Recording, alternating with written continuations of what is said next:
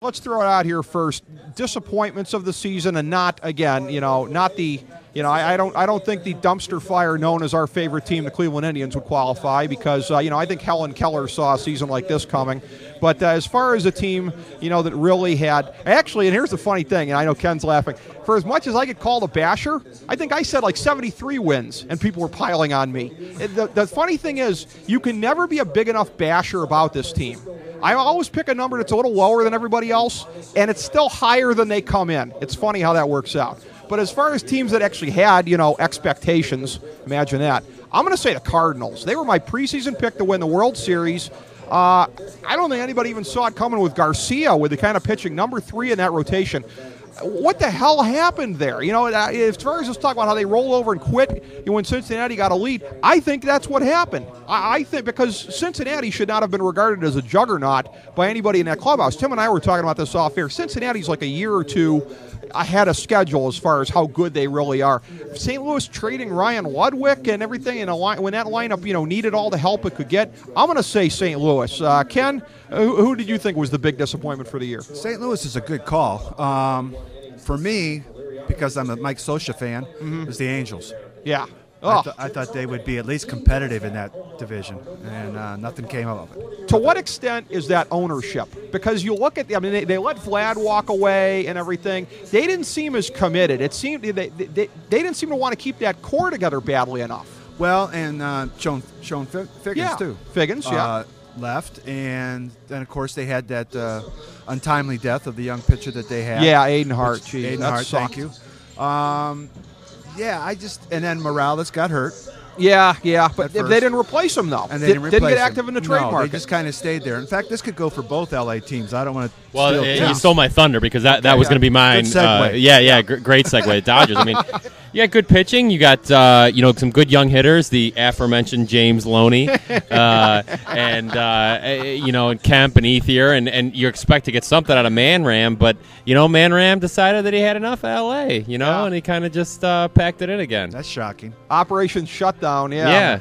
And that was and for a team that again had Kershaw on the roster here, and he had a pretty good year, but it just wasn't enough. Billingsley's never really taken the next step forward. He will, I think, but he hasn't. Agreed. And I was thinking the same thing about going back to the Cardinals. It's like Wainwright had a good year. Yeah, and so did Carpenter. Right, got me a title in my non-team league. And you got Garcia emerging. How did they not? Pujols had a Pujols year. Yeah, Holiday was great. Yeah, but I think too many injuries, around the infield. Okay, and you got Pujols and Holiday, and who else really? Well, they had Ludwig.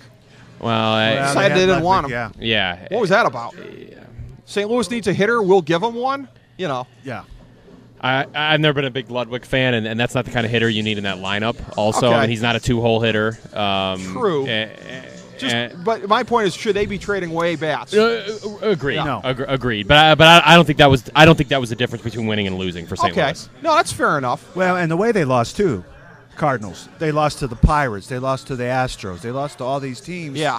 That all the quote experts said, okay, these are wins. These are wins. Yeah. We have the easiest schedule. Here you go. Yeah, never happened. That was really something the way that went down. As far as biggest pleasant surprise of the season, there's a couple teams to look at here. The way that San Diego stayed in it to the very end, which really kind of boggles my mind. The way that Texas, I'll be honest with you, I pussed out on. They were my pick before Washington did the. And then when he got suspended, I was like, okay, I think I went back to the Angels or somebody, but back to safety. Yeah, exactly. But I mean, what they did. But I'll tell you what, the Giants. Tim, you and I talked about it off air. Sabian's got to get Executive of the Year. Bochy's got to get Manager of the Year. What they did, the Reclamation Project. We were joking about it last week with Greg Vaughn, his buddy Aubrey Huff. Aubrey is good Aubrey this year. But beyond that, just everybody in that lineup. Pat Burrell, when he looked like he was done. Cody Ross. I mean, he's basically been about what you would have expected, but Jose Guillen and everything. And like we said last week, they did it all with Pablo Sandoval going in the tank. How could this team have done anything? and Lincecum. Lincecum was not Tim Lincecum this year, and his team won the West. Yeah, and you know, thank goodness for them that he was Tim Lincecum in September, and hopefully for them he's Tim Lincecum in October, because that August was awful. You know, people were talking about, well, is Tim Lincecum done? I mean, come on. Yeah. I mean, what are you talking about? But you know, and again, that's the other thing we're talking about off air is you know, you build this team with pitching. To get through the postseason, and you hope the lineup gives you enough during the regular season, because then when you get to the postseason, it's a different ball game. Yeah. It's a completely different ball game. You throw Lincecum, Kane, and the way Sanchez is pitching out right there, I'm going to take those guys over just about anybody. Yeah. Maybe short of the Phillies, but 3 deep, you know, I don't know that anyone goes 3 deep as well as those 3. Here's the beauty, though. They can go 4 deep. They don't have to do 3. Philly's got to bring them back on shorter rests. Agreed. So that's Agreed. a nice spot to be in. Right. Yeah, Lincecum, I was starting to think he was, you know, making his trips to Berkeley during the season and not just saving it for the off season. You know, that's. But San Fran's my pleasant surprise. Are you in agreement on that one, Tim, or you got a bigger one elsewhere? I'm going to have to say Cincinnati. I mean, okay. there's no way that that I pick them to win that division. I mean, Right. yeah, I mean, I'm happy that, you know, Texas, you know, brought in a new regime in the AL West, but Cincinnati, I didn't see Cincinnati coming at all. I mean, you know, St. Louis was most people's pick to win that division, Right. but you know, I would have said that Milwaukee had a better chance than they did to emerge. But Cincinnati, you know, it's like you said, it's a year or two early. Yeah. But good for that. I don't think they have a snowball's chance in that series.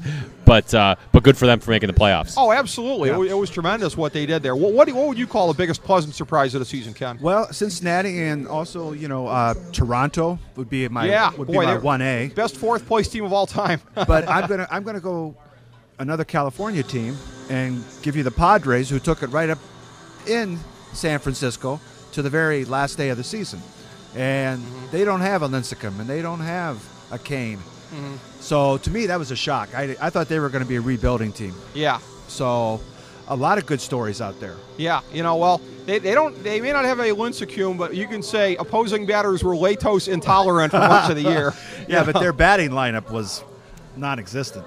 Oh, Well, horrible. and talk about, you know, you talked about Ludwig on the other side. Yeah. You know, they were a Yes. team that acquired Ludwig. They acquired Tejada. Right. They did make moves, Right. you know, that they needed to make, and you know, good for them. And it was too bad that you know that they couldn't continue it and that they collapsed. I mean, to survive that 10-game losing streak in the middle of September and almost make the playoffs. I mean, that's crazy. As far as when Ludwig went there, or not so much Ludwig, but I'm going to say when Tejada went there, it was almost kind of like, I believe it was it last year or the year before, when San Francisco acquired Ryan Garco, and that was a major upgrade. Oh, God, like, yes. You know you're in trouble when you Yes. acquire certain guys, and they're going upgrade. Yeah, that was the spot San Diego was in. Boy, Yeah.